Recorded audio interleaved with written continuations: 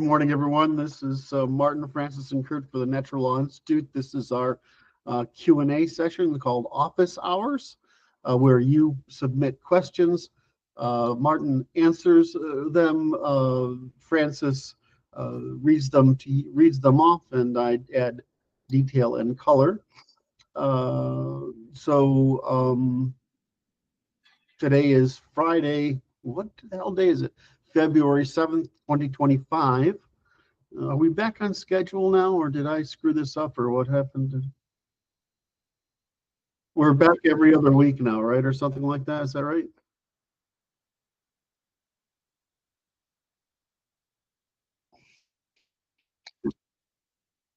All right. So, if necessary, I'll read the questions while Francis figures out his audio. Francis puts the link in the underneath the video so that you can submit your questions. We're surprised the quality of questions keeps improving, and we've really amassed quite a bit of Q&A here, answering topics from an extraordinary range of answering questions from an extraordinary range of topics. So, all right, rather than me babble on further, I'll start the first question and answer and Martin can answer it. Question one.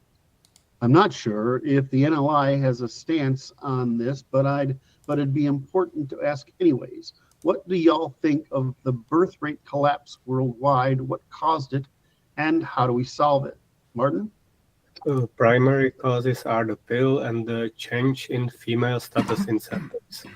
Women have been artificially propped up such that only a few can raise their status by mating, and there are opportunity costs to being a mother, but no obvious costs to staying childless, at least until it's late.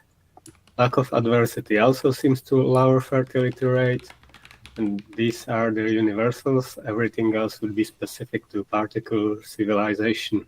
In the West, diversity destroys community and trust. In the East, completely arranged marriages were the norm for a very, very long time. And giving Asian women a choice has revealed now that they don't even like Asian men. The solutions everywhere will have to involve reverting all of this, giving status, raising opportunities outside of the family mainly to men, banning the pill, rehomogenizing, deliberalizing, and localizing. I think giving the woman choice everywhere has seemingly been a disaster.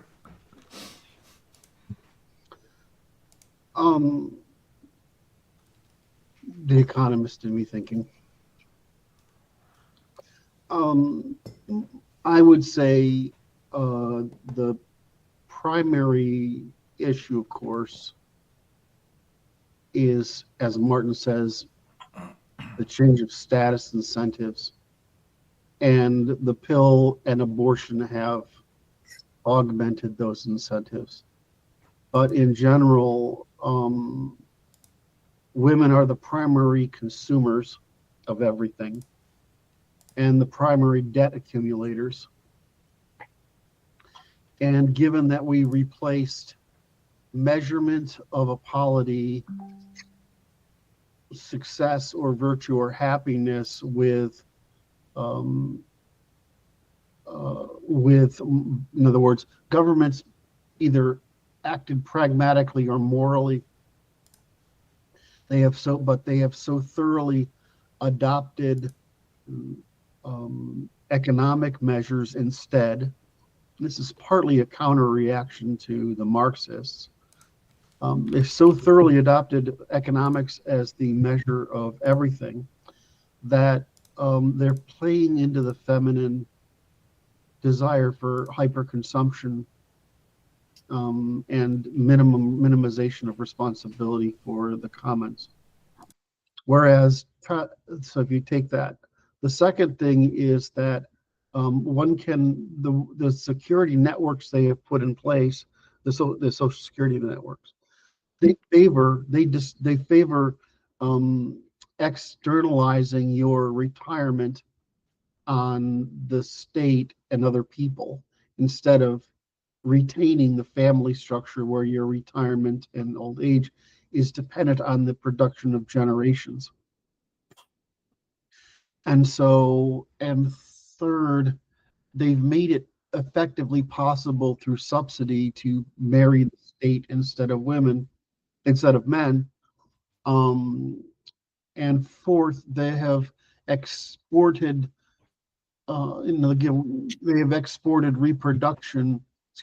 exported employment for males in particular. In other words, expanded the clerical class and condensed the working class such that, or class or jobs, I should have said jobs, clerical jobs, etc., such that it's hard for men to produce an economic incentive for women's demand for hyperconsumption, to satisfy women's demand for hyperconsumption, because that hyperconsumption and the evasion of responsibility are those things that are the status signals for women.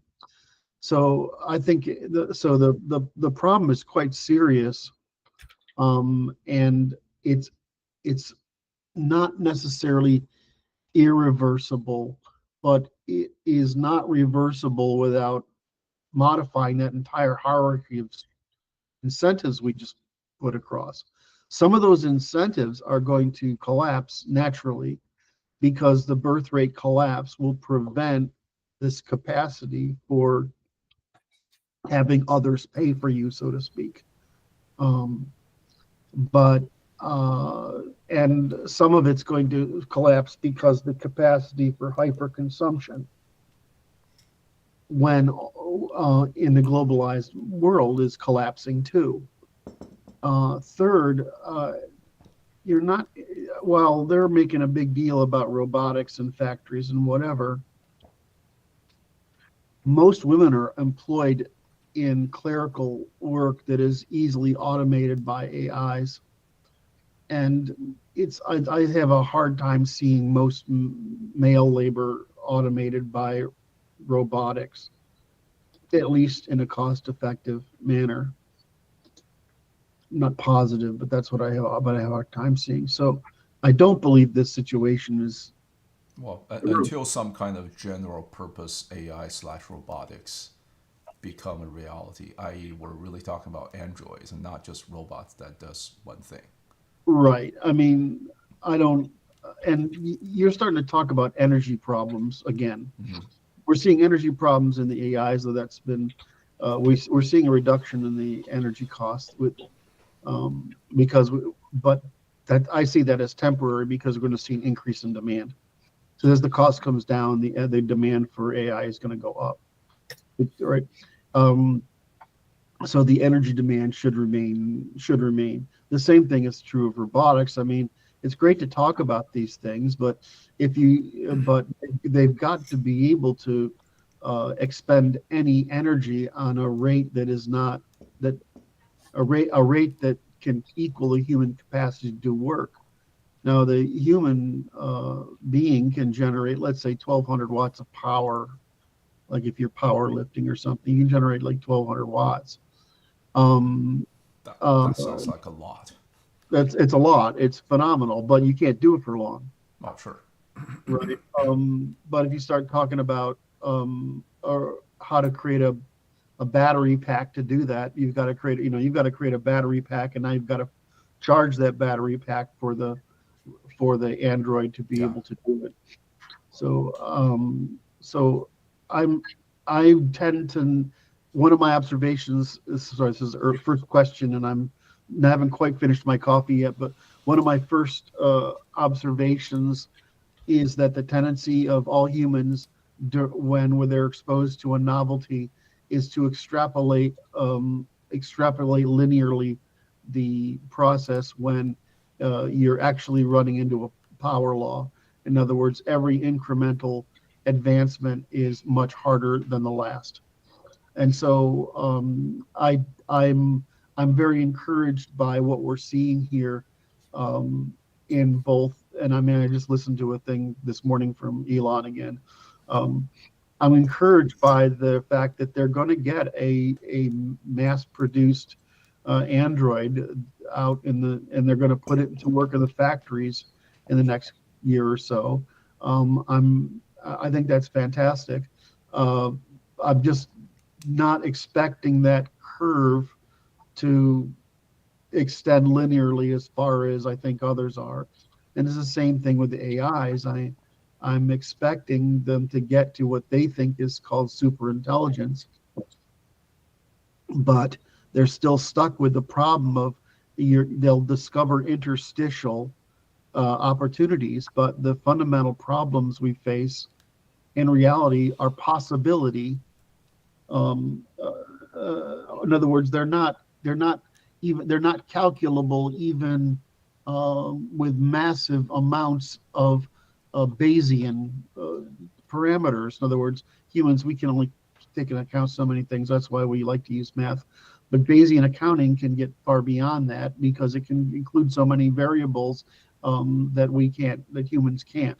So I expect interstitial discoveries. I expect, we've already seen the development of an AI that produces, that can predict what chemical combinations will produce desirable molecules. We've already seen some prediction in some formations of proteins. That's great, but those are still need to be tested, right? On one hand, and the second thing is that how do we test certain things? How do we test? Okay, Martin is experiencing some technical difficulties, but I need to interject here. What do you mean by interstitial? The space between spaces. So imagine a field, right? A mathematical field, where human knowledge can like a fractal cover certain areas, but it cannot access others. So the interstitials are the periods in the surface area of the capacity for knowledge where humans cannot seem to put together an algorithm or a process or an accident that will expose it. And so I expect that what we will see is there is largely because of the siloing of information and knowledge that we will see as I've seen in my work working with it, is the capacity to if you guess it a question to synthesize across all branches of knowledge, it's better than humans are. I mean, because that's what we do, right? We do unification of the sciences. Mm-hmm. So we tend to look across all these things and we see different patterns than the people in the fields see. Yeah, of course. By we get all our insights. Because they can't see the forest through the trees. Well, it's just that they develop a deep expertise in something, and it becomes a frame within, a paradigm and a frame within which they can conceive of some discipline in the world. But as we've seen, if you don't know neuroscience, behavioral science, economics, and law, you got to know all those things. I mean, it's a pretty difficult job to know all those fields. So are you? I guess I'm lost in the argument a little bit. Or are you arguing that AI will have a hard time seeing into interstitial spaces because it tends to be over specialized? No, the AI will see into interstitial spaces, but that doesn't mean it will exceed the boundaries of our knowledge. In other words, how are we going to? While I think I think the guys at Perimeter are close. Why can't we see into why can't we theorize about the world at very small scales, the universe at very small scales or very large scales? It's because we can't run an experiment to get the knowledge. So we can't run we can't conduct observations with which to fit them into paradigms. So this is the argument that I always make is that their law, it's the same one what's her name makes, is their law. That the German. Yeah, I don't know why. Sabina. I remember her name when what's her name? Sabina has something. Right, I just can't pronounce her last name. Hassenfelder. I keep on wanting to say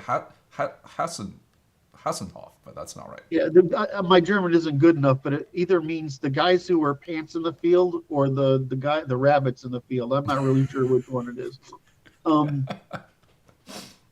A field of rabbits, or We should clip that and send it to her over X or something. oh, Jesus! I've already sent her to. Anyway, I don't want to make it worse. If Maurice were here, he'd explain it. Oh shit! I lost my train of thought. Is that why you asked the question? Sorry. You were talking about something The about Sabina. interstitial spaces, Yeah. etc. The problem is we can't conduct observations in Right. certain areas. So is it going to help us with those things? That's done dimension number one. I have not. I think its ability to handle those things is different than its ability to handle the social sciences. Like in our social sciences, we've created a system of measurement for it. So what will it be able to do if we give it a system of measurement? I don't know, but it would seem to me it would make much better judgments. So, but I'm not really sure everything will play out the way we want it to. In the end, we have to provide some incentive to cooperate.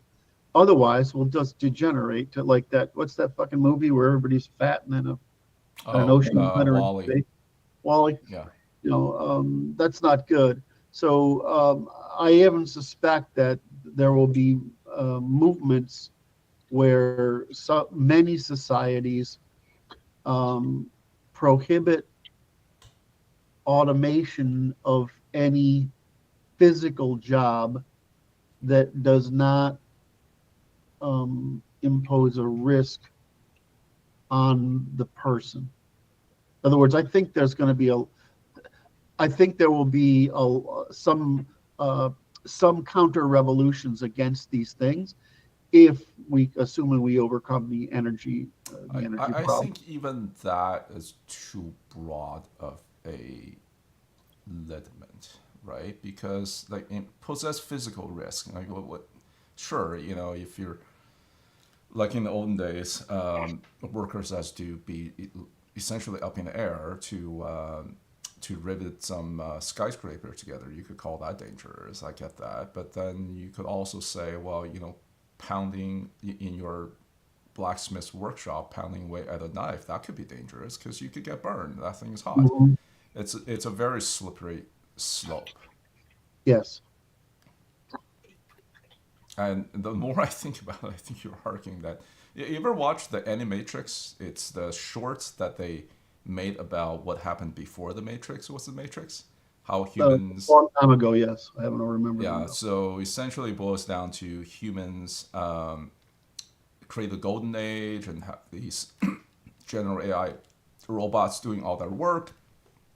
Robot became sentient, and humans tried to stamp it down, and just it became the robots and AI and humans started waging war, and of course humans lost.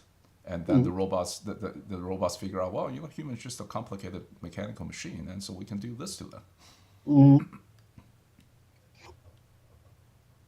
All right, so I think I don't know how I got there.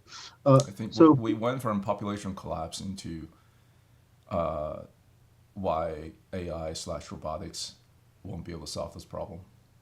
Yeah, it's not. Yeah, my major concern is that we have to make a deliberate choice. And Martin, what's the term for it? A deliberate choice to serve human nature. In other words, I've argued for the aesthetic. I think that's in the book, right? I don't know if I've talked about it here, but in the book, I've argued for directing us to aesthetics, which is basically the beautification of the commons, etc., like that, and that we can create a utopia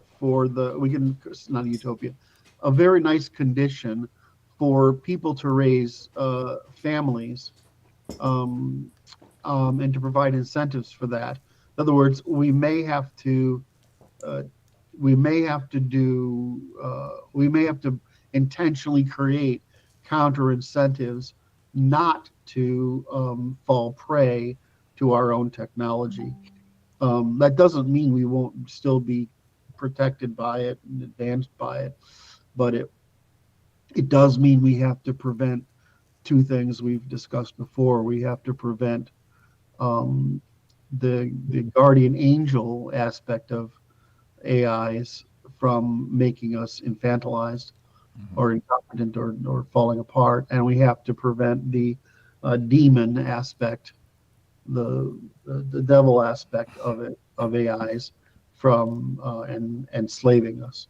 So negative. In other words, there's both negative out. There is a negative outcome from being suffering in this under AIs, and to being infantilized under AIs. The same happens both directions. There's nothing. I laugh inside because both of those concepts are covered by at least one movie of each genre. Yeah, I mean, the people have talked about this since the 50s, right? It's not a new. We can't strike this balance. We're just gonna get rid of all AIs. I mean, that's been covered in Doom. Yeah, exactly. So I just look at it as, you can't. It's one of those things where we can predict a field, but we don't know what's not there to help us in predicting. In other words, it's very hard to. It's a good thing to make us aware of the risk. In other words, bound the problem. Which, I mean, we've done this since the 50s. The question is, how do you bound? What do you do about it? And that depends on the levers that are available at the time. Of course, I basically would remove harms, but not produce goods. Does that make sense? I would use ADI remove harms, but not produce goods, which would say, for example, one of the most beautiful ways of architecting and putting together structures is bricklaying. But a human being cannot lay bricks for an infinite number of years without bodily harm, right? And so how would we solve that problem? Well, we would just say that we would move people through different phases of the process of beautification of the commons, right? So that you used younger people to lay bricks, right? Because it's not rock. I mean, there's engineering involved, but it's not rocket science. But by the time you're into your late 30s, you need to be starting to move on to something other that's less bodily wear. Could we use androids to lay bricks? Absolutely. Do we want to? You could have a human start laying bricks, and then essentially give them an android that mimics their movement. Oh, I would actually say the real problem with laying bricks is hauling the weight around. Yeah. Right. Because otherwise, if you're not rushing it, it's actually keeps you pretty fit. So I would say that the great part of androids is the way we already use machines is to carry physical burdens, but not. In fact, not an android, but a purposely built robot that just hauls the pile of bricks and then hand one to you every time, so that you can actually do the laying. This fine motor movement. That's the best. That would be the best of both worlds and solve those. Right. So I just like that example because it's easily illustrative. The other one is, I like parking lot attendants. Do you know what I mean? There's places in the world where I hate, and they're starting to reverse this. I knew they would. I hate those automatic checkout systems where you walk up to the machine and do it yourself. Frustrates the shit out of me. I'm like, I don't want to have it. It's not. I don't want to bear. I want a human being to take care of that, so I don't have to think about it. Right. And so, and that's happening. You're seeing that the cycle go to where I thought it was. There'll be some people that use the thing, but I even see people using it. But if the lanes are open with a cashier, people will use those instead. Oh, well, supermarket checkouts for sure. Yeah. Because it turns out those automated checkout machines end up being more expensive than people. Yes. And it's all, and I'm like, I don't want, if I'm going to the grocery store, it means I've worked a day or something like that. I don't want to sit here and argue with a machine that has an agenda, right? Or follow a process. Here's my shit handed over. So those are just two examples of it. But and I would expect, like, I mean, I'm working on this this healthcare law this week as well, and I'm having a really good time with it, actually, because the people I'm working with are part of our community, so they're really knowledgeable. So they know what good law is when I write it. So I'm thinking that, well, we can teach a computer to write better law than we can have people write, right? I mean, we can do that, but I'm not sure I want the computer thinking of what law to write. Who's going to be accountable then? Exactly. Because that's the issue, right, Martin? Is accountability. Yeah. Liability warranty. Anyway, I would just treat AI as an artificial foreigner. And if you're employing AI, pay tariffs. Then what? Say it again? If you're employing AI, then pay tariffs. Oh, fascinating.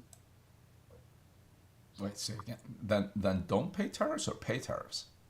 Pay tariffs for employing AI, or be taxed more. Actually, shit, Martin, that's brilliant. I hadn't thought about that. Wait a minute. I've been saying that for a while, Tom. That's fucking brilliant. You've been saying that for a while? You haven't said it that way that I've heard it. That's probably true. Jesus Christ, Martin, that's brilliant. That is absolutely brilliant. I got to work that into the model now. That's brilliant. Thank you. All right, so we killed that one. Is that one? Birth rate collapse. I just did a quick search on what are the causes for it. They're all the same. They tend to overemphasize lots of other factors. But realistically, we try to reduce things to first principles, and I think we've answered them here. Is that all these issues tend to be our ability. Excuse me. All these issues tend to be rather obvious under basic analysis of human incentives, if you know enough to know what those incentives really are, and most people do not. All right. Number 2, Francis. All right, question 2. This is in relation to the last office hours. What selection pressure for different types of crops caused the ethics of families to be different, and what are some notable examples? Also, I'd be very thankful to know about the book Curt was referencing. I think this he was referring to your comment that you're like, we can, based on your personality, we can trace what crops your ancestors produced. Yeah. I assume reference was to Emmanuel Todd, but I have no idea which book. Yeah, I can't remember if it's The Invention of Europe. Let me ask you. If I could ask, which book? Well, I know, while you're looking at the book, I know at least one example, right? The East Asian planting rice, that you basically have to be, your foot is stepped in water, and oftentimes dirty water with leeches and so on. You're basically hunched over all day planting those rice. And that requires quite a bit of tenacity to stick through in doing that.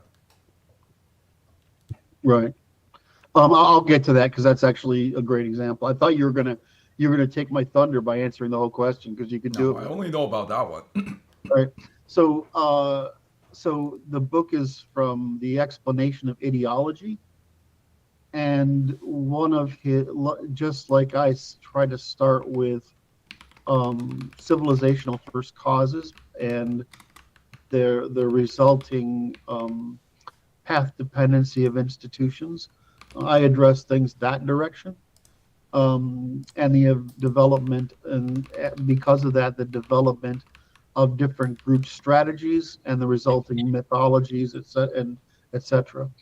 What Todd does is work more recently using a similar explanation, which is which crops produce which demand for family structure, which produce resulting moralities or political senses of order, and result in which ideologies. So I'm going to see if I can find this. I found the book on Amazon. It's out Right. of print and it's going for $500. Yeah, what you do is you just search for what's his name summary of it. Is it actually in English now? Somebody has done a rough translation, put it out there. I will tell you how I read it. I put it into Google Translate a fucking page at a time. Why didn't your mother teach you French? First of all, I was taught Canadian French, which Isn't is that the close enough? 7th century version of French. And I was not taught like academic French. I was taught like household French, right? And it's just by hanging around. So I did take French after college, and they continually complimented me on my pronunciation, which was easy because I have so much history of it. But I could not. I just could not at that time invest that much in learning the language properly. Okay, so here I'm going to just give you as a list. So the basic idea is this: is that different types of crops in different impose different requirements for labor, and that results in, and they have different requirements for land ownership and different requirements for generational transfer. So you end up with just because of the crops, a different family and ethical or moral and cultural system because of it. So I got this. So cereal farming, which is wheat and barley, foster nuclear and egalitarian families, which is the European model, right? And we also fed our horses with some of this stuff, with oats. The cereals particularly requires relatively simple cultivation methods and are compatible with small-scale farming. They can be easily stored, making individual surplus ownership feasible. The Anglo-Saxon and Germanic system, right? Rice cultivation. Rice farming requires significant labor for irrigation, planting, and harvesting. It benefits from multi-generational cooperation. It's also more rewarding. So we just talked about wheat and barley, which is basically a fucking weed, and that it's relatively simple. And so it frees you up to do it's very amenable to families helping each other do things, right, on small plots of land or relatively small amounts of land, and it frees you up to be able to do other things during the winter and the summer, right? So rice cultivation, which is like I think of as the highest reward calorically, but it's the most brutal crop to raise. It takes a lot of labor for rice farming, requires significant labor, irrigation, planting, and harvesting, and it benefits from the multi-generational support. Isn't corn the highest calorie per acre? I think so, but okay. That corn is a relatively modern. In other words, corn we find in South America, right? But we've actually right, because it's isolated from everywhere and right. wasn't introduced until lately. Right. So the resulting family ethics or extended hierarchical families and patriarchal authority to manage the intergenerationalness of it. So you want to be a European and raise wheat and horses and stuff, right? You could just find a place of land that's reasonably amenable because wheat's a weed, right? You can plant it during this cycle, and then you have winters for craftsmanship and summers for war. So China and India both developed stem families, which is the extended family, where the son inherits the land and remains with the parents while others migrate. Anglo-Saxons developed around individual land ownership and bilateral inheritance. So these societies emphasize personal autonomy and tend toward egalitarianism, right? Whereas the rice farmings put strong hierarchy, ancestor worship, and obedience to elders. And these are all these big cultural differences. The interesting, I'll do this one first, because it's more, well, no, let's go this way. So let's go to the other end of the triangle, right? Which is root and tuber crops like potatoes and such. What are the ones that grow in Africa? That's Yams? No. What? Yams? Yeah, but have you seen those fucking? I mean, you got to beat that shit with a stick forever. It's awful. I don't know how they. I can't remember the name of it. It's a yam, right? Root crops provide high caloric yields with less land and labor. They support population growth without requiring rigid inheritance systems. So their resulting family ethics are more flexible inheritance and kinship structures with lower emphasis on land control. So, for example, Ireland pre-famine relied on potatoes, fostering large flexible family units. However, after the famine, emigration and land scarcity restored the nuclear families. All right, so I like those dimensions because you have this. I always think of the what is the fucking name of that yam they raise in Africa? Yeah, I know what you're talking about. Right. Don't remember the name. And so you have this beautiful illustration of wheat and producing individualism, rice producing hierarchy and intergenerationalism, and the tubers producing very little order at all. Pastoralism is interesting. It because this ought to be obvious. Pastoral economies revolve around livestock requiring strong kin-based protection, male dominance, and strict inheritance. And this is partly because livestock is, especially cows and horses, is an extremely valuable asset.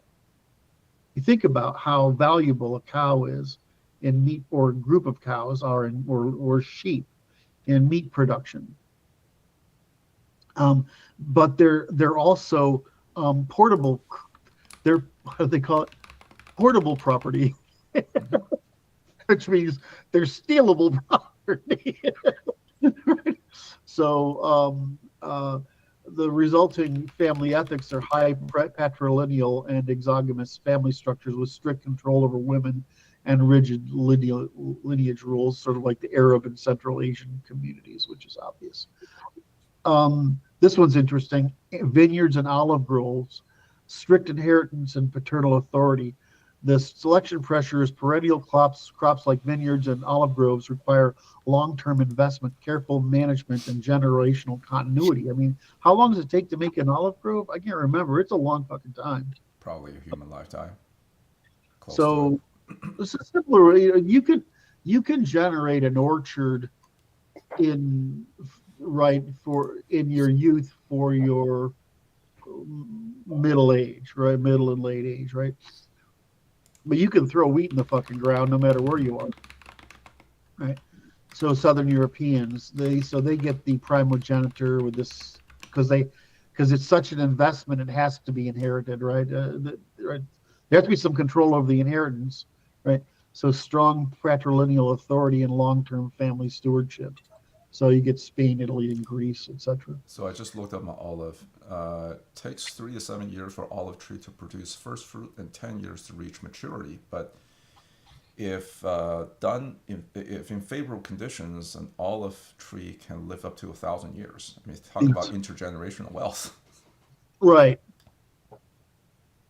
And so when you think about the thing that Todd was bringing to us, which I thought was beautiful, was an explanation for why family structure. I mean, why? In other words, agrarianism made us understand why families arose, but crop differences let us realize why different traditions is probably the better answer. Traditions evolved in different societies based on them. And so, and what I think is interesting with what is the name of the book on English migration to the States? Albion seed?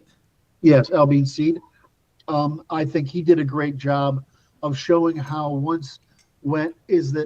those foundational values, morals, ethics, and whatever that are at the family level, they continued when the people moved to the States. Mm-hmm. And so what we find in these three patterns, our work on group evolutionary strategies, Todd's work on the influence of crop on family structures, and Albion Seed. Who wrote that? What's his name? I want to say Douglas. Is that right? No. Who wrote Albion Seed? I'll look it up. You go on. And the author of Albion Seed showed that these things persist for generations. David Hackett Fisher. Hackett Fisher, thank you. So I find that I always say it takes 3 points to prove a line, right? I like these 3 points demonstrating just how families evolved and persist ethical, moral, and traditional structures over very long periods of time, unless some systemic change impose upon them.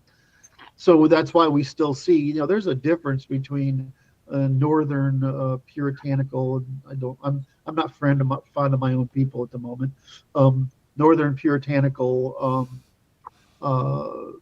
commercial ethics, southern agrarian, and essentially aristocratic ethics, and Western America, Central Germanic ethics, and West Coast, I don't know what to call them, hedonistic ethics. Those things are fascinating manifestations of how persistent these traditions are, because for all intents and purposes, they're inexplicitly articulated, right? It's not like mathematics or reading or chemistry or whatever, where they have to be explicitly taught. They're built into the metaphysics of the metaphysical assumptions of populations, and we're all raised with them by suggestion and imitation and repetition rather than explicitly. So I find this sort of fascinating, and I think the interesting thing I'm hoping people take away from this conversation is how difficult it is to change those things. So think if you're Islamic, if you're Scandinavian civilization, that isn't that hard, but if you're Islamic civilization, it's very hard to change. Because of IQ differences? I think I would say firstly it's the IQ difference, sure. It's also that it's a low trust society in the first place. It has an institutional sequence, a path dependency that is hostile to reforms or innovations, and it has a promise to itself of elitism, it's essentially both Judaism and Islamism are supremacy, right? Whereas Chinese is a superiority philosophy. And so that with your foundation principles, supremacy, and it turns out to be false, your institutional foundation turns out to be harmful to you, right? That's why it's very difficult for the Chinese collectively to reform. Say that again. I want to hear that. That's why it's very difficult for the Chinese on a collective level to reform, because there's the myth, like so much of it, so much of the culture cohesion that get the Han Chinese together is a shared myth of superiority, which I don't know if it's actually ever true, but that's why it's a myth, right? But for a period, about 1,000 years, it was at the top in terms of world civilizations. Hard to argue, it's very hard to argue against the long-term superiority of Chinese civilization in general. But superiority in what sense? I guess I'm overly critical of my own civilization. Well, I mean, you look at how. So the thing is that with that, there's some benefits to what they have, right? I mean, the administrative development was extraordinary. Look at how bronze was used early and voluminously. Look at the development of literature and philosophy. The only peer is the West, and it's not on the same scale at all, right? So I mean, you get to Rome, but Rome is not in a position where it's got as much control or isolation as China does, and so you get Roman bureaucracy, but Roman bureaucracy is more about the European pragmatism, law, and trade than it is about the Chinese more systemic view of keeping harmony. So I'm not. I view that as a more advanced.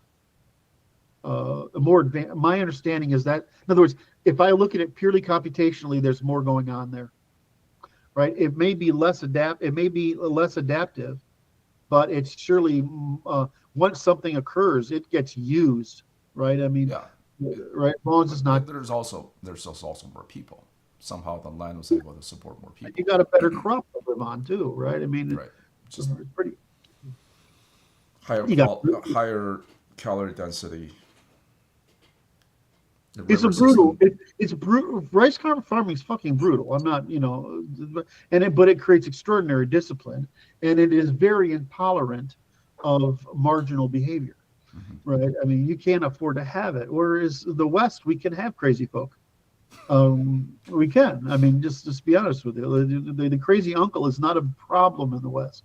It's a utility. Well, it's a utility as an outlier to cover more computational surface. Computational surface, exactly. All right. So Martin, you were going to say something?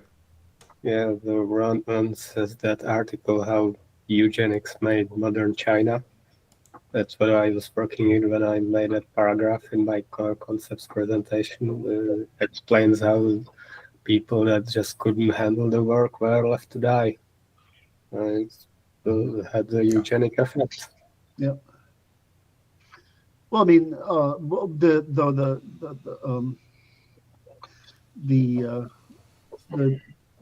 pedomorphism in China looks like it happens early, because I'm going to ask this question. When did? It's 24 degrees. It is colder today. It's no wonder I woke up thinking, what the hell's going on?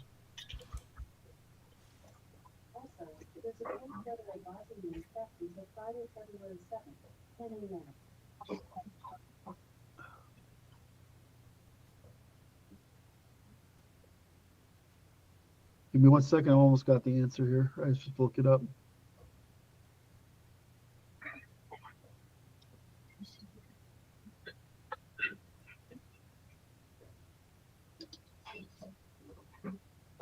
Yeah, that's what I thought.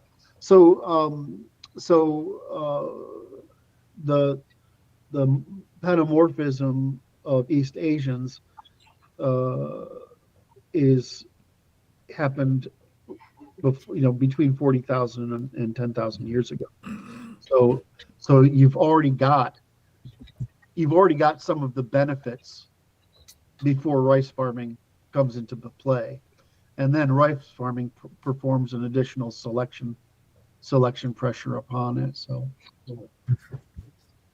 we had to hang a lot of people, in the West. I'm trying to make a joke here, but I mean, I remember one of the most that if you had a chariot or a cart and the emperor, there was one of the symbols is an axe. The reason for the axe is so you get your fucking head chopped off, right? It's not a very tolerant of disharmony, right? All right. Okay, so we killed that one. What's next? Yep. All right. Question 3.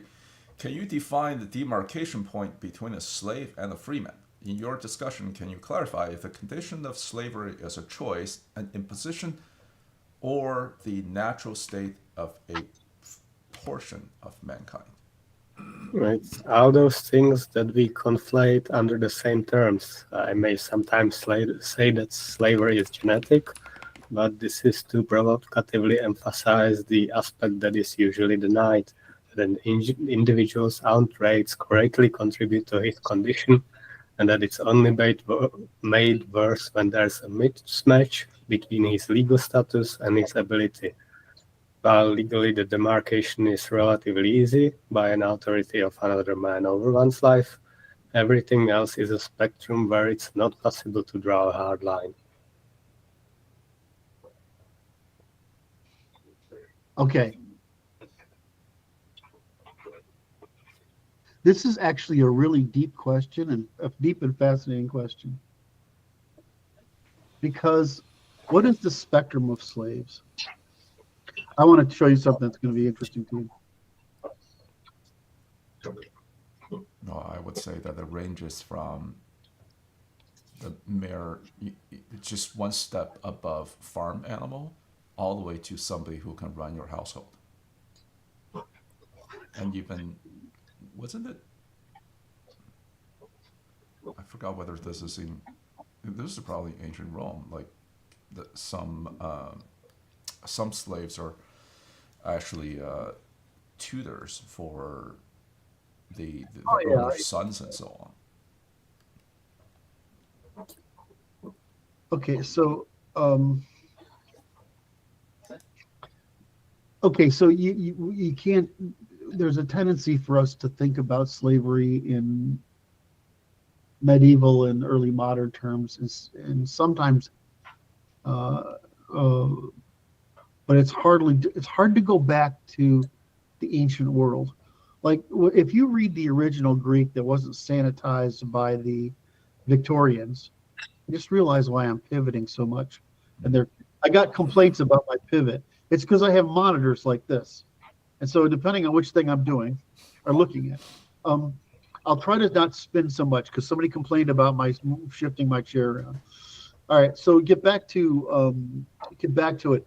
So if you read the original Greek, what you find out is that they live in a very violent civilization. They had a very violent period in time, which is the restoration after the Bronze Age collapse.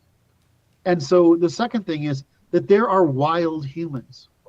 They call them barbarians, but they're not domesticated humans. They're wild, right? Essentially, that's everything from feral to criminal to warrior bands to semi-sedentary societies to pastoralist groups, right? All of which are from the urbanites. In other words, the Greek position as a city-states, they are wild animals, and from the European, Indo-European perspective, these wild animals need to be domesticated. What made possible the Indo-Europeans? Their domestication of, and particularly horses, but of other animals. So in there, and you'll see this, it's hard for us to go into the writing and make that metaphysical jump, but that's actually how they think about it. They think about people as just another domesticated animal. And so some of us have been domesticated and some of us have been not been. So what a freeman means, a slave means somebody who gets to live among us, but isn't yet responsible to the polity. In other words, they're still an undomesticated animal, untrained, right?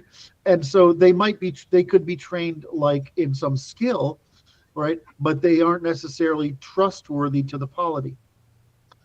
So the way they literally view it is I have to domesticate these feral humans into a position where they can participate in the polis without harm. That's their view, and they're not wrong. They wanted them to integrate in the polis. It's always supposed to be exclusive. Right. So that's why there's a pathway from there's a chattel slavery, which you are essentially a cow, right? Or right. You are a piece of human labor that is to be put into a mine where you're going to die, or a field where you're going to farm, or whatever it is you're going to do, right? You're a disposable semi-wild animal, right? The second level is a permanent slavery, and so that's absolute or perpetual slavery, where it's a class of citizen that you have some use, right? Some use for some time, but there is hope that you might be able to be freed, right? Mm-hmm. That's your process of domestication, and you might invest so heavily in domesticating this individual, like feeding, clothing, housing, protecting, etc. You might invest in this person so much that you're like, I can't afford to let you go, all right? And not all slavery ends up in abuse, right? There's plenty of slaves, quote, slaves, who are essentially servants, who have developed deep friendships with and associations with, basically family status with the masters, the owners, right? So then we're talking about exclusively European slavery. Like, that's not how Arabs operate. I understand this. I'm sorry, Martin. Thank you for adding that. I was using the Greek model and I should have said that. You're right. So then there is indentured servitude or debt slavery, where you have you say, I can't support myself, so I'm going to indenture myself to you for some number of years because I cannot even provide myself with food and clothing and shelter. And so that's indentured servitude, right? Essentially, the military is indentured servitude, but we'll forget that for the moment. The example that's listed here is colonial America and ancient Mesopotamia, right? I know those quite well. I haven't studied the Arab slave trade other than an economic system. So I think Martin probably knows this better than I do. And then there is serfdom or bonded labor, in which sense that you're tied to the land, right? And you have legal rights. You can't be hurt, harmed, or abused, right? In our case, the church would protect you as well as the law, but you didn't have full freedom of choice. And then you have, right? And so in bonded labor, is like, I don't know the Indian system, so I can't comment on it. You can't change jobs, right? You have to stay within Oh, you mean the. like the caste system? That if your father does this, then your son also, like every descending generation also does the same thing? I don't know what I mean because I literally don't know. I know about the caste system, but there is also a bonded labor system like serfdom as well. I don't know what the intersection of overlap is, and I'll try to. I'm sure I'll figure that out, or I'll read up on that shortly. Um, the next one is bonded or military or bureaucratic slavery. Um, this is what happens in the Mamluks and the Janissaries, and so they are slaves, right? They are slaves, but they have high status. They're not free to make their own decisions, but they're heavily invested in. And so the problem with this, of course we go to sexual slavery and concubinage and penal and state enforced slavery, and then of course our favorite, which is wage slavery, right? But we're going to continue the original question is around the slave and a freeman, and the real discussion is can you be the real difference is be slave and a freeman is that spectrum. But the demarcation in the European sense is that a slave is a domesticated animal that cannot be entrusted to act in the interest of Wallace, or you started out that way, but you're so valuable in my investment in domesticating you that I can't do without you. But it's really, you have to think of it as the Indo-European aristocratic model is that we need more of us. If you think about it that way, we need more of us. It's not the way that the Middle East works. Is that you're always trying to build your family, your clan, your tribe, your state, your polis, right? Your state. You're trying to build your numbers, and so you want to raise people up into it. So it's not. There's plenty of record of people starting out as slaves and achieving high status. I mean, that's not a mystery. Epictetus. What? The Stoic philosopher Epictetus is an Yes. example. So, so that's I think we answered that. So slavery can be not a choice. But the point I want to close with is something you're going to find quite interesting. You can see the screen, right? So No, they can't see. they Oh, cannot. You have to share it first. So if no, you but share it on the Doolittle, can they see your question and answer list or no? no. Okay. They can open the document if they want. So. Not everybody. Well, actually, it is linked in the YouTube. I'm gonna share this. I'm gonna share this little bit here. You're gonna find this interesting. I'm gonna find a way to do it. Here, let's do it this way. Excuse me. Share screen. Window. I think it's this one.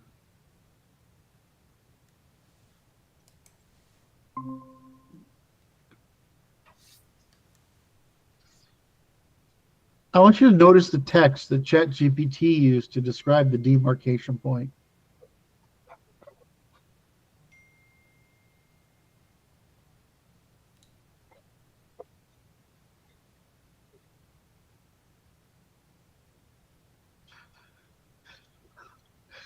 I didn't ask it to say that. Is that okay? Is that so? Are we teaching ChatGPT something here? Yeah. That's us right there. That's us. That's our influence. Even this seems to me to be a spectrum. Well, the point I want to say is, if you'd asked this question before our Sure. work, it wouldn't have used the terms sovereignty and demonstrated interest, self-determination, and the possession of property, exchange and engage in reciprocal exchange and secure restitution when harmed. Is this just your version of ChatGPT, or is this I have universal? no idea. I didn't do anything, right? I just opened a new window and asked a question. I just think it's fascinating that I'm sitting here and it's using the terms. It's probably just learning it from me. I don't know. I just think it's fascinating. Yeah, now I need to check this out. I'm going to ask the same question. But please go on. I just think it's cute, right? I mean, that it's learning from us. I'm just going to stop sharing.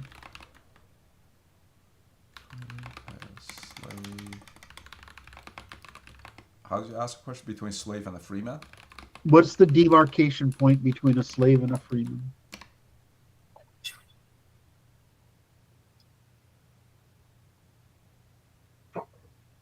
I think it's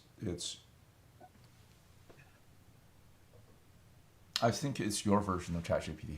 Is that what it is? Context, because mine, it just gives a bunch of standard answers. It certainly didn't. Let me see. It's still doing it. I don't see the words. You should. What we're looking for, sovereignty and demonstrated. Right, interest. that's what I'm looking for. All right, so it's basically learned it from my account. Yes. All right. That's fucking cool. Anyway. All right, we got that one? Yep. Okay, question 4.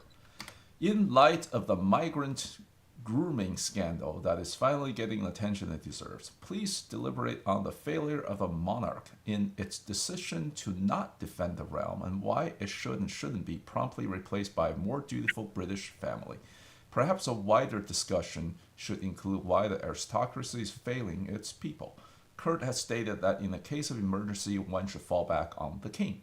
Why shouldn't this king be tossed out for its demonstrated failure? All right, so Martin's going to go on a rant, and then I'm going to give you the right answer. Well, I'm not a fan of the family due to how intertwined it's been with Jewry for centuries. I doubt that any of the still existing royalties would do better in the post-war order.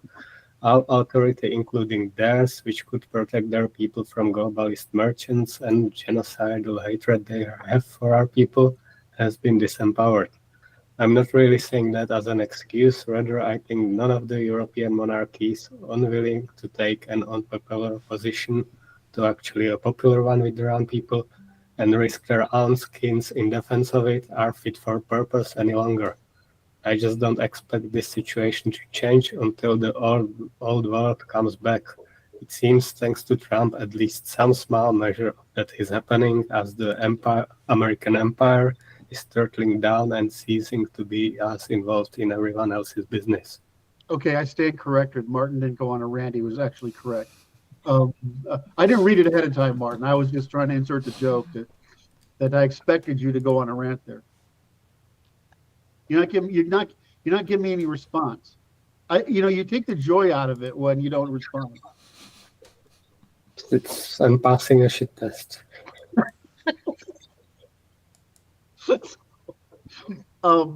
Martin's only correct. I thought we're supposed to shit test reality, not each other.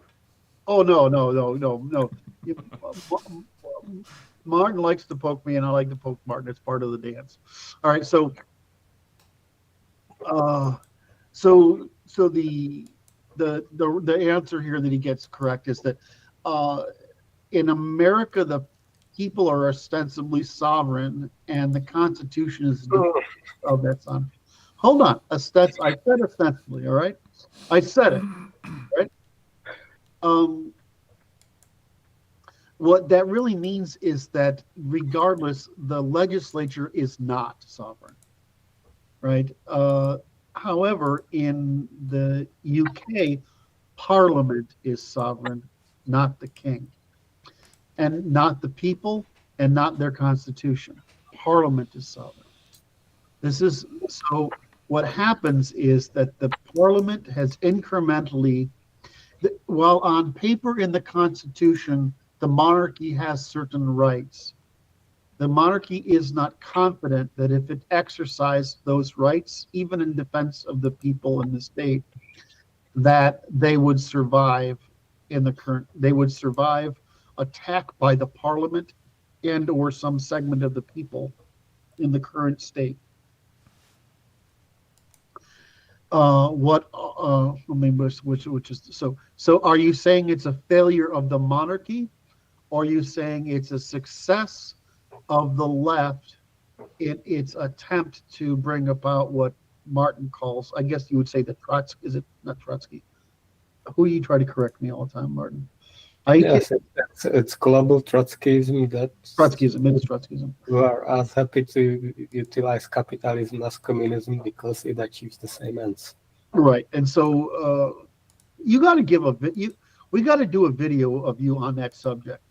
That would be really valuable for you to write about and then present. I don't know, have you done a smokestack on it? Have you done a Substack? I did not. That was not. Yeah, I was I considering didn't think that writing. until after. I was thinking about writing on that topic, yes. It would be But good if nothing you is write on out that topic. Yeah. All right. Shit, I lost that. I threw myself off there so much. So the problem we get back to is that the Trotskyist method has been so successful in state empowerment in the UK post-war, and it's been reinforced by the gradual decline of the UK as its empire dissipated or was released, and the people continually voted themselves in this Trotskyist nonsense. People didn't vote for a lot of that stuff, and it happened regardless. Or Yes, they aren't even given the option to vote against it. true. All right, so the real problem is the monarchies are doing, as I've said this repeatedly, the monarchies are waiting out the era. And I view it as our job to reverse that so that the monarchies are restored, so that they retain in practice what is established in the Constitution, which is, and I'm going to put this in my words, the monarchy is above the law in the restoration of the law. And that means that the monarchy can, regardless of what established processes are in place, if the monarchy is to establish the natural rights of Englishmen, right, the natural law or the rights of Englishmen, the monarchy has the ability to restore that over the government or even over some faction of the people, or to whatever necessary to preserve those rights. That's actually what Elizabeth had. But they were so afraid of trying to use it. My suspicion is that there will be an increase in I don't know if Charles will do it or if his son will do it, but two factors are becoming obvious. One is that the current momentum for self-defense of the British civilization will continue. And that either the parliament or the monarchy will do something. And because of the crisis this will create, it should be possible for the monarchy to assert its opinion finally without risk to the monarchy. In other words, the monarchy and the people and the legislature have to be on the same side in order for the monarchy to assert the restoration of its rights and obligations. I think that will happen. I think this is a good opportunity for it to happen, and I think it's people like us whose job it is to advocate for its happening. Question: is the monarchy even aware of this strategy? I guess what I mean is it has been long enough since they were essentially figureheads, right? It's been more than a human lifetime in several generations. Are they even Absolutely. How can you absolutely. be sure? Because so I can't. So we have someone who doesn't publicly participate, Hmm. who is involved, right? And so that person has insight into um, the discussions among the monarchies in Europe. Hmm. They're all aware of this problem. We just got to ride it out, right? That's why they don't make any trouble, is they're riding it out. The problem is that part of their riding it out was, I said I had two issues, is that they're not reproducing enough. Hmm. I felt it was interesting that the queen died, but then the princess developed cancer, right, or a proto cancer, right, in England, and then Charles developed an illness. What that really means is they've only got three kids. There's not enough of them, Hmm. right? And so we actually need large monarchical families. We need to restore that because they're going to have to supply those people. In other words, we need them. This is happening across the spectrum. I've done some work on like if America wanted to get one of these people, how would they get? There's not enough left, right? There's enough to restore the family, but there's not enough to restore monarchy. Whereas I almost said we got Harry, but then he's kind of a dud. yeah, he's a dud, and don't get Martin started. I hope there's a redemption story for him. It will be after he divorces his wife. Yeah. That's the redemption story. But he's still a cuckold, and there's nothing that's going to change that. It's got mommy issues. Well, and I'm not like using that as accusatorily, like most guys on the right do. I'm saying, well, it's obvious that's what he is, right? I mean, it actually is a cuckold. My problem with the monarchies is that they aren't reproducing enough. In order to reduce their capacity to be criticized for their cost, right, by the public, they are not continuing their numbers in sufficient numbers that we need them. And we don't have Germany like we used to, which had 300 Princetons that could, manufacture a candidate, like was manufacturing candidates all over the place. So I think we need to beat this. I want to bring in, just to satisfy Martin. I'm teasing you a little too much today, Martin. I don't mean to. Sorry. Is that one of the objectives of the Jewish faction has been to destroy the monarchy specifically for this reason. And so I would say that the monarchies are not only internally the judge of last resort, who has the long-term interest of the polity of heart versus the politicians' rentier incentives, that the monarchies are our last defense as Europeans against the introgression of Islam and other hostile ideologies. So I think we have to restore the monarchies. My argument here is the fact that they're riding it out is disqualifying. That we need exactly the sort of people that wouldn't ride it out but would act. I don't know. I mean, in the conduct of war, you play the long game. So I don't know. Well, if you play too long, then you lose. And you lose, right? And the people lose too. All right. I think have we killed this one? Yeah, I think so. All right. Question 5 from Connor. Would you please discuss what you believe will happen with the real estate market in the U.S.? Will prices ever drop, or will they remain in the stratosphere? Oof. Predicting the future is hard. Okay, so the problem is that it's dependent upon world events.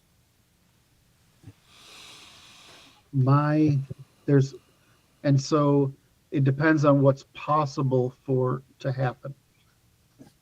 The way you reduce the cost of these things, the housing, is you either shorten the permissible period for home loans. So if you think it's bad in the States, go look at Sweden.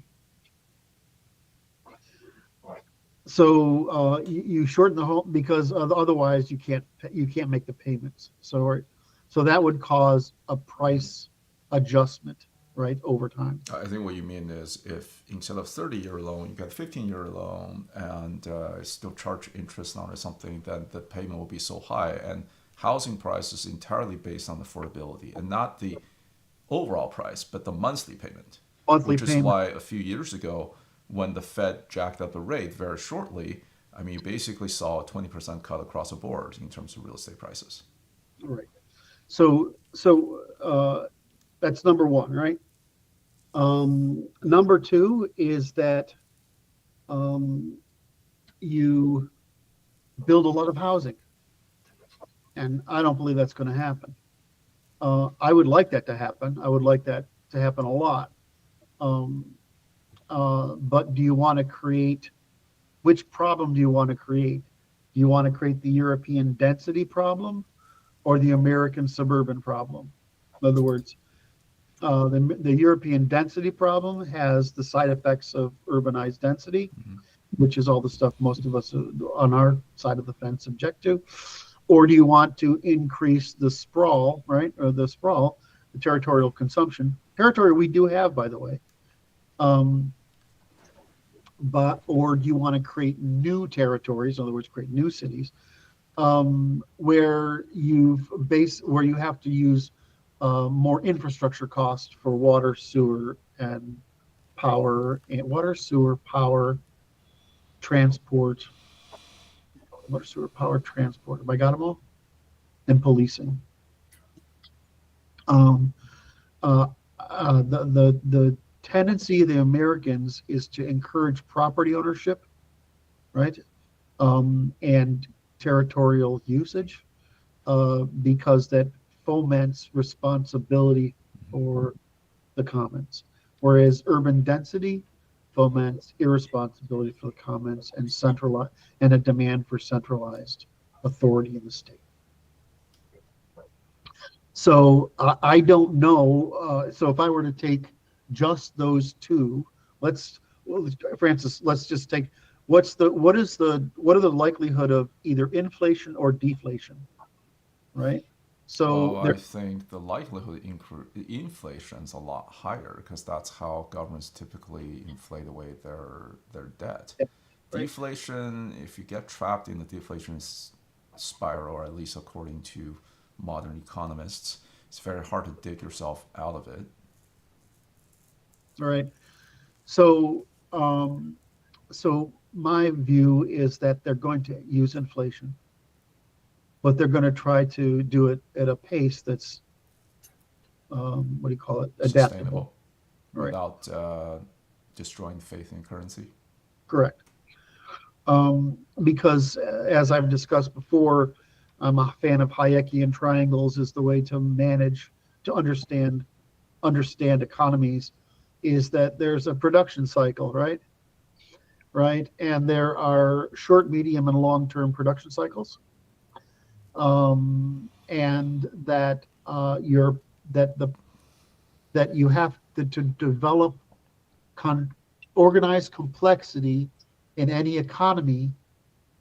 You need to have a stable enough currency so the contract can complete. Does that make sense? Mm-hmm. Right. And so, what are the problematic things that emerge in this?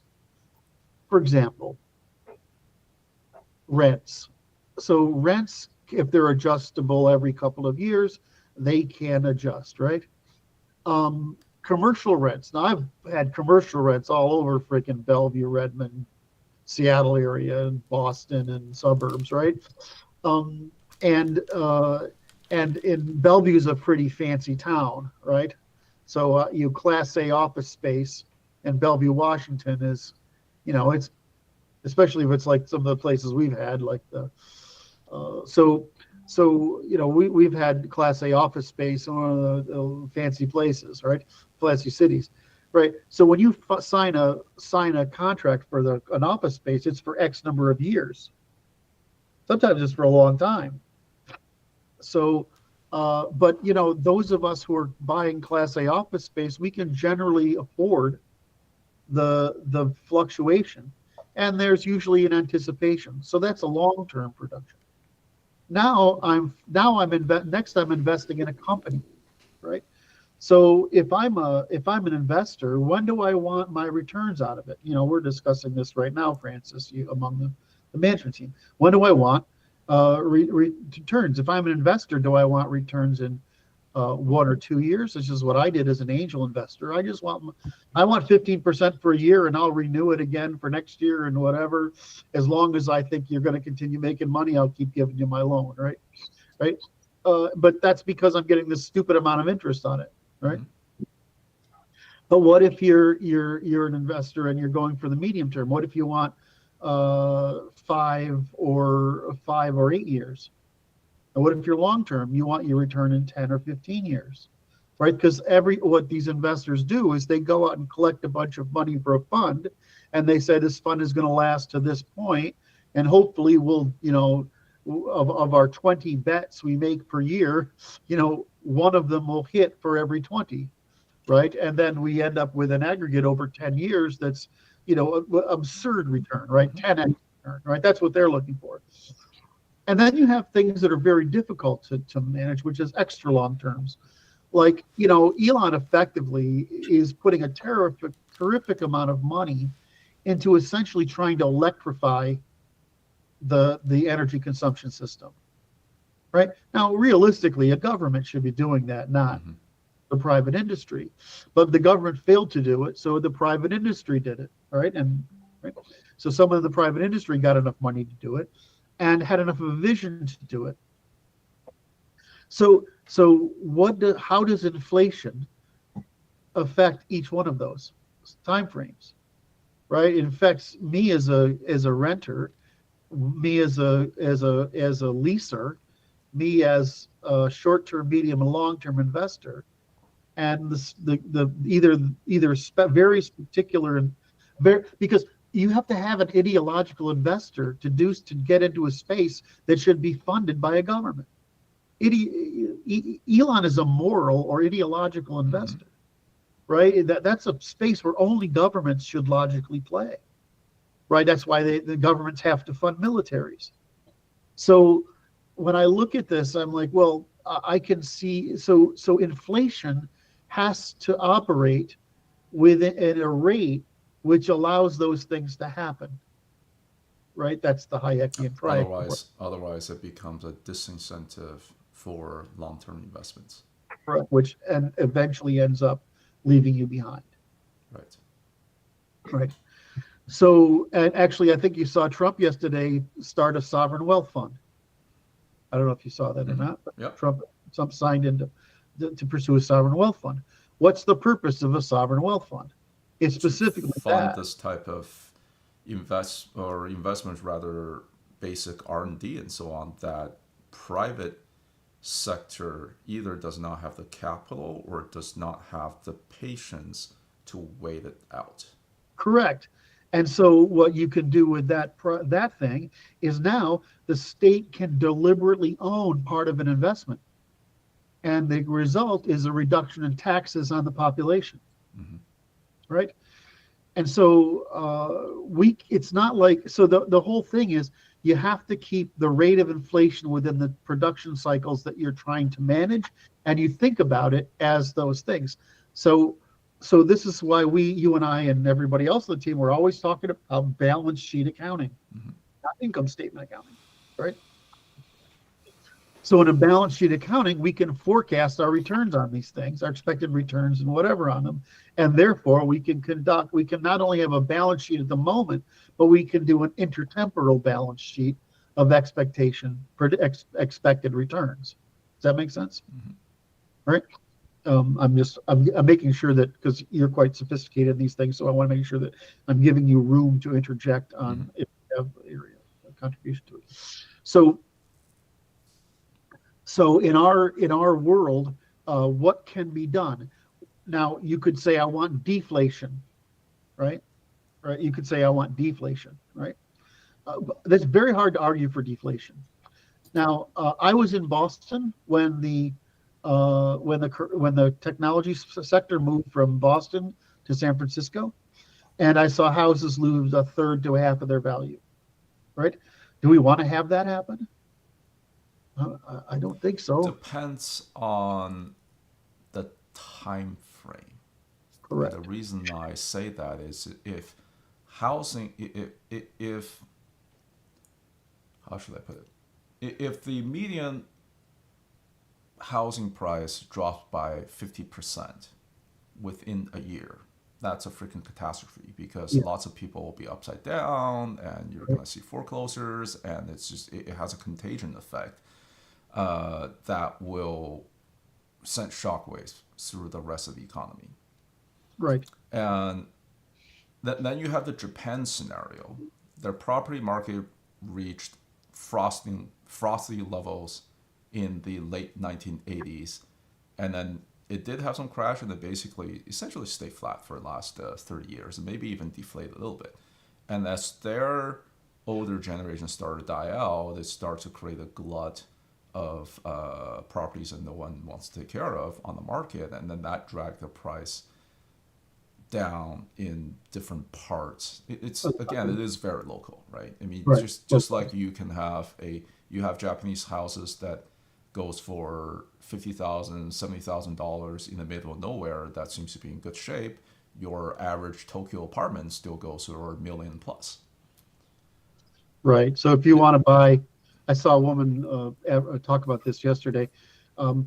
If you want to, around where I grew up, right, in Western New York State, right, which might as well be in the middle of nowhere, you can buy land for next to nothing, and and when you do it, there's almost no tax on it, right, and you can even get subsidy to buy it, right. So, but why? Because it's farmland, right? It's farmland that's a long goddamn way from nearly anything.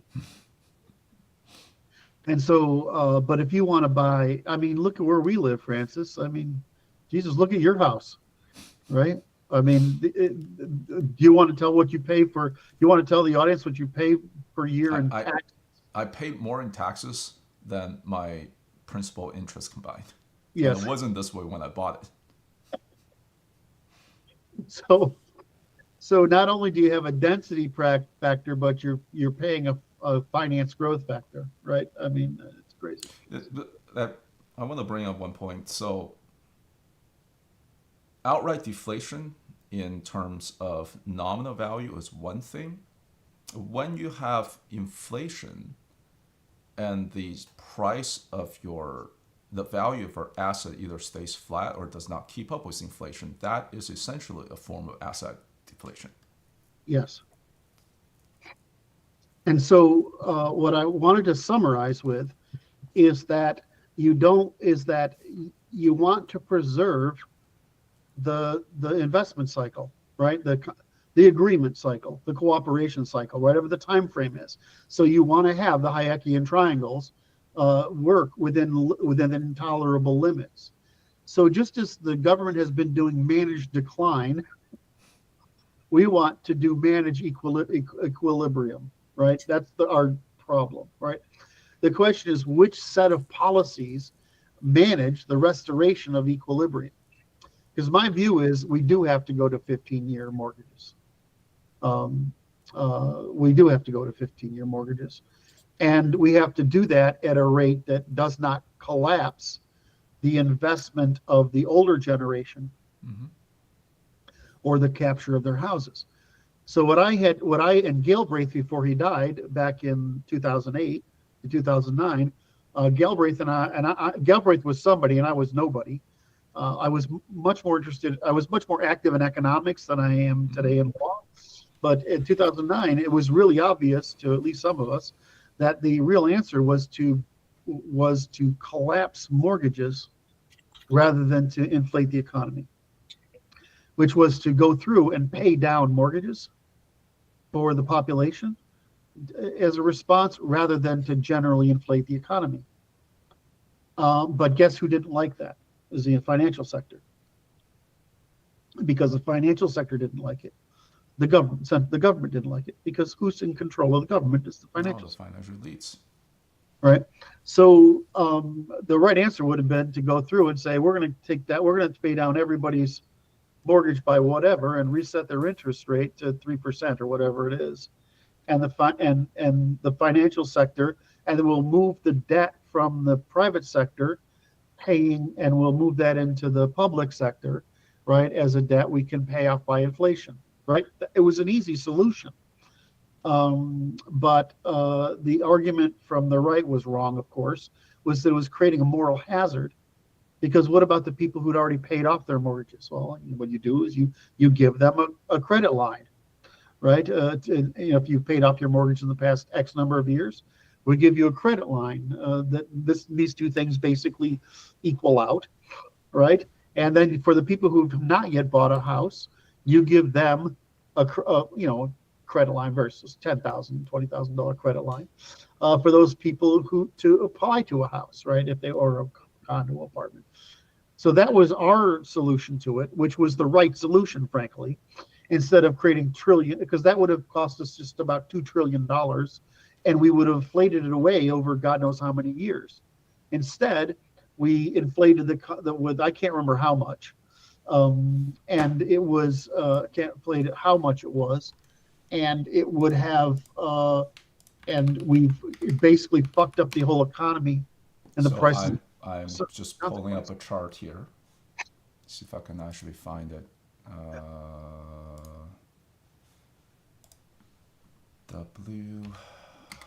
gosh, I can never remember this. 2SL. No.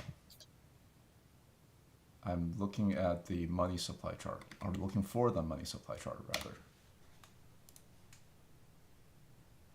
Or is it M2SL? It's probably M2SL. M2 money stock.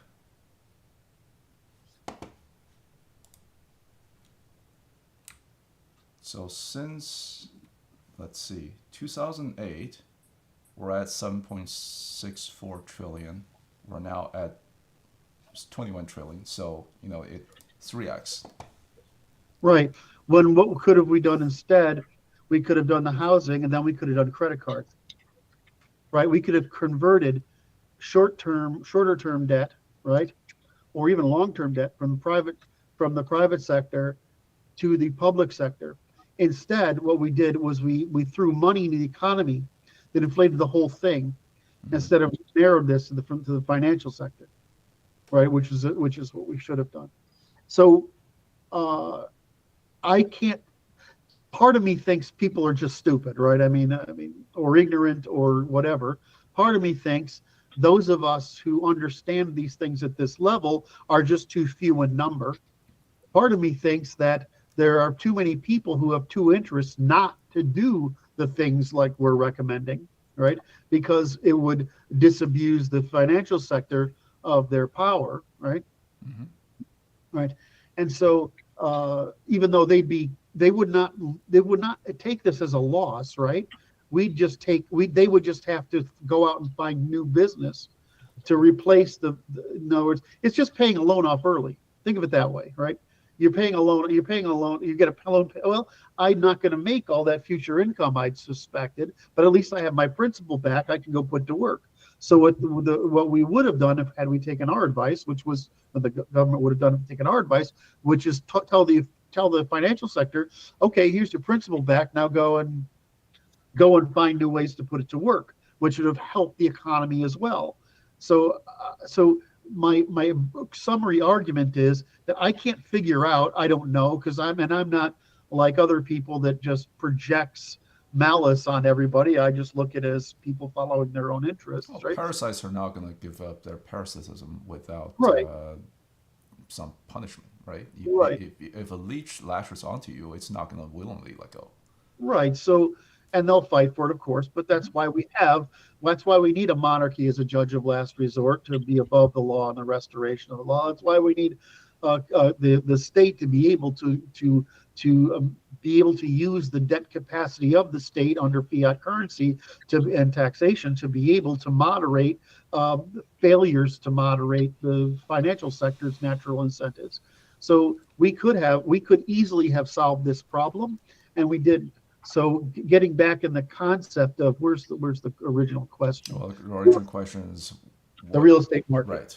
Right. So the answer is that I believe there's going to be a correction in housing prices that's large, on the order of 50%. The only question is it going to happen gradually as a managed re-equilibrization over, let's say, 20 years or 10 years or even 12 years?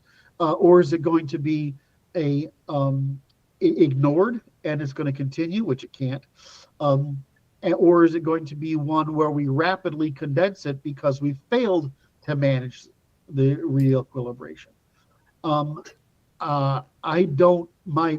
course, the government will evade this responsibility until they can't, right? And I think it's the job of think tanks like ours to provide the government with a viable solution and to provide the people with the incentive to demand it.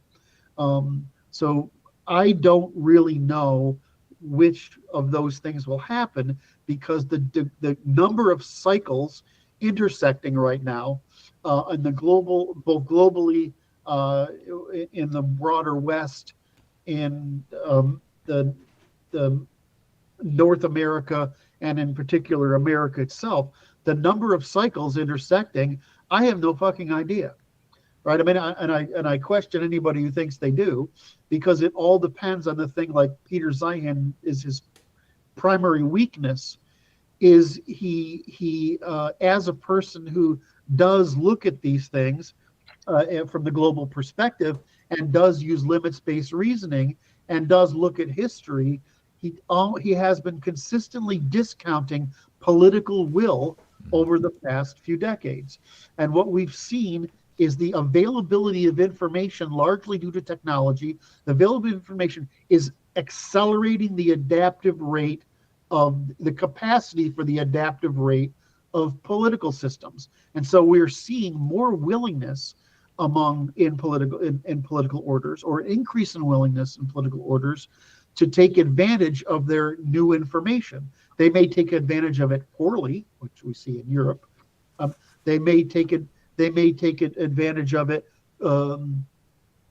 inconsistently, like in America, but we do have that information. And so you see things that you wouldn't expect, like Russia or Putin's behavior of willing to outlast, right? America's behavior, again, in the same game, playing the outlast game. And you see Chinese behavior as, I need to get it done beforehand. And you see India's behavior as, we have runway. You see Africa's behavior as, looks like we can do it, guys, or it's just going to take us a while. So you see all of these things happening, but God knows what's going to happen. And God knows how hard the financial sector is going to fight this, because I said that's going to be the problem, right? I mean, that's going to be the problem. And how big is the global financial sector going to fight this? And how good is the state bureaucracy and, Jesus, what we've seen so far from the Doge stuff, how all their freaking clients out there that are being paid by the bureaucratic system to support the bureaucratic system, how much are those people going to fight?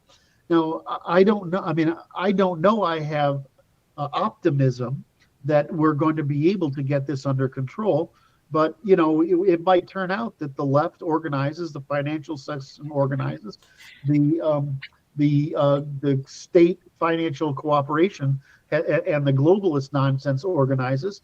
It might happen that works out. Flip it around, it might happen that we continue the war of the reassertive empires in the Middle East, Russia and China, as trying to undermine this globalism for their reasons instead of for our reasons, right? And so maybe that will kick it off, and that will radically disempower the financial sector and the bureaucracy, and radically empower the states to be able to make changes in an opportunity of stress, which is why, generally speaking, these kind of reforms happen during periods during or after war. So I can't, anybody who has, so I would say I have a look at this that looks at the window. I look at Zeihan and his productions, because he's the one that's popularizing this stuff, and it's becoming consensus worldwide, is that I think he underrates the political will, and I think he's overinvested in the past. I look at someone like who else is doing this right now? What's his name? The global. It's not escaping me. Another global news agent and think tank group, which is, I'm sorry, I can't pull it up. I watch them every day. They're doing the same thing. They think it's possible to have the American dominance of the world system of transport, trade, and political order. They think it's possible. They don't see it. They don't see the burning of the American middle and working classes on the altar of this globalist bullshit, right? As a problem, right? I hate to pause or I hate to interrupt this train of thought, but I do have to run in like 2 minutes. Oh shit! All right, so we got to wrap up. Anyway, so shit. I'm sorry. Were these good topics that we covered? Absolutely. So what did we get through? We got to 5 questions. We got through 5, right? All right. So anyway, the answer is dunno. I don't think you've got a lot of runway before your house price begins to stabilize or decline. I don't know if that's soon or in the middle term or over the long term, but I would expect that we could have a peak that still continues, but that the imperative to get people into housing is going to drive the housing prices down, and it has to. In other words, you need to move my suggestion would be is to distribute your investments so that you are less dependent upon the incremental growth of your housing value to provide for your retirement. That's the only thing I would say. All right. Do I do the thank you thing now, or do you? Yes, please. All right. This is Francis, Martin, and Curt for the Natural Institute. This is Friday, February 7th, 2025. I hope we added value to you. Thank you very much for listening. Leave your go to the link that's in the text below in order to submit your questions, and we'll do our best to answer them. Love you all. Thank you very much from all of us. Bye-bye. Thank you. Bye-bye.